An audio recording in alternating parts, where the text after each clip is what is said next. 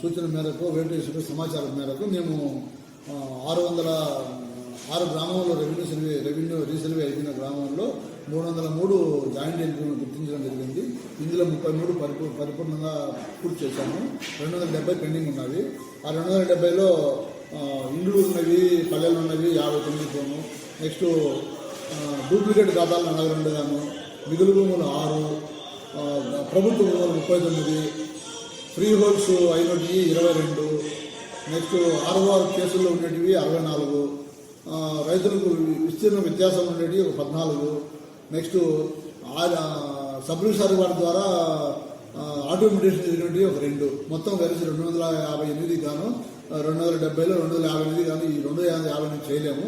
మీది 22 మేము 6 మంది విఆర్ఓలకు వాళ్ళకి చెప్పి వాళ్ళ ఖాతాలో ఏమేమి ఉన్నాయో చూసి ఆ 22 ఐడెంటిఫై చేసి రైతులను చైతన్యపరిచి వాళ్ళ ద్వారా నియమ నిబంధనల మేరకు ప్రభుత్వం రుసుము చెల్లించుకొని సచివాలయంలో అప్లై చేయించి వాళ్ళ దగ్గర 22 కూడా క్లియర్ చేస్తాము.